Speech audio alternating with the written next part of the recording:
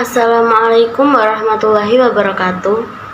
Perkenalkan, nama saya Imelda Firdaus Maharani dari Universitas Islam Negeri Maulana Malik Ibrahim Malang.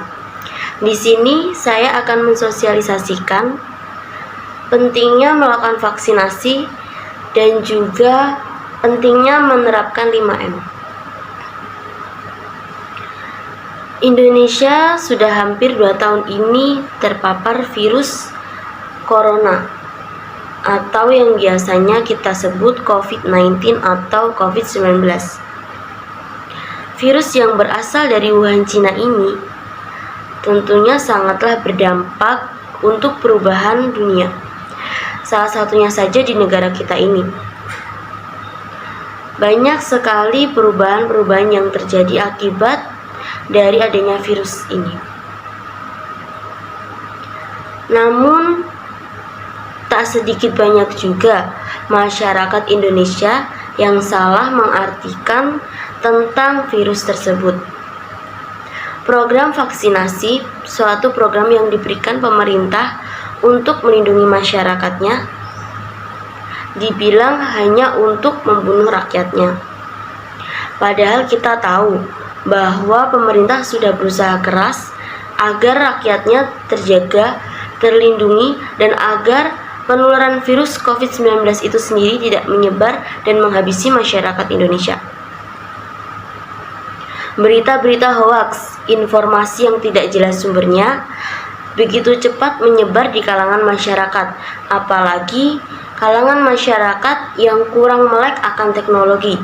Masyarakat-masyarakat awam yang dulunya hidup tanpa adanya teknologi, dan sekarang kaum muda yang hidup dalam teknologi itu sendiri, bahkan menyebarkan berita-berita yang kurang valid. Nah, teman-teman, kita sebagai seorang generasi muda sekaligus generasi milenial, marilah kita memberikan edukasi tentang pentingnya melakukan vaksinasi dan juga menerapkan 5M. Nah, kita mulai dari lingkungan keluarga kita, dari orang tua, kakak, adik, saudara, kakek, nenek, lalu teman kita, tetangga kita, setelah itu masyarakat di sekitar kita. Kita sama-sama belajar, juga sama-sama memberikan edukasi tentang pentingnya vaksinasi dan juga menerapkan 5M dalam kehidupan sehari-hari. Apa saja yang harus kita ketahui tentang vaksinasi dan 5M? Salah satunya saja seperti pengertian vaksinasi. Apa itu vaksin? Bagaimana cara kerja vaksin? Lalu dampak apa saja yang akan kita dapatkan setelah melakukan vaksin? Setelah itu jangan lupa pula kita mencari tahu tentang apa itu 5M dan bagaimana cara kita menerapkan 5M itu dalam kehidupan sehari-hari. Baiklah teman-teman, sekarang yang akan saya jelaskan pertama adalah pengertian dari vaksinasi. Vaksinasi itu sendiri adalah pemberian vaksin yang khusus diberikan dalam rangka meningkatkan kekebalan seseorang secara aktif terhadap suatu penyakit. Lalu selanjutnya ada vaksin. Vaksin merupakan zat substansi yang berfungsi membantu tubuh melawan penyakit tertentu. Tubuh yang sudah divaksin akan membentuk antibodi terhadap virus tertentu. Nah, bagaimana sih Kak cara kerjanya vaksin? Nah, cara kerja vaksin itu sendiri adalah vaksin yang sudah diberikan akan melatih tubuh untuk membentuk kekebalan terhadap penyakit.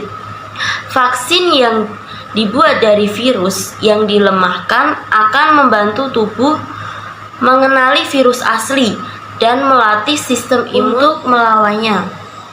Lalu, mikroba yang terkandung dalam vaksin akan berperan sebagai antigen. Zat ini akan merangsang sistem imun tubuh. agar menghasilkan antibodi yang bisa melawan suatu penyakit. Jika terpapar virus, tubuh bisa segera memproduksi limfosit atau antibodi yang diproduksi imun tubuh. Antibodi tersebut kemudian akan menyerang virus tersebut. Virus akan dihancurkan atau dinetralisasi oleh antibodi. Nah teman-teman, kita kan tadi udah bahas nih pengertian vaksinasi, lalu apa itu vaksin, bagaimana atau cara kerjanya vaksin di dalam tubuh kita. Selanjutnya, saya akan memberitahu kalian tentang macam-macam atau jenis-jenisnya vaksin COVID-19 atau vaksin virus corona yang digunakan di Indonesia. Yaitu antara lain ada vaksin Sinovac, AstraZeneca, lalu Moderna, ada Pfizer, lalu ada Novavax. Nah teman-teman, kadang juga kalau habis vaksin, pernah nggak sih teman-teman tuh ngerasain kok badanku demam, panas, terus pusing, tanganku yang habis kena vaksin itu kok sakit ya? Sebenarnya itu nggak apa-apa teman-teman, itu hanyalah efek samping setelah kita melakukan vaksinasi. Jadi efek samping dari kita melakukan vaksinasi tersebut itu salah satunya ada demam, lalu ada juga yang kadang nyeri di bagian tangan yang habis kena suntikan itu tadi, lalu mual, pusing, dan masih banyak lagi ya. Makanya biasanya kalau kita habis vaksin, petugas kesehatan atau yang habis ngevaksinin kita itu selalu bilang gini, nanti kalau demam jangan lupa ya minum paracetamol gitu.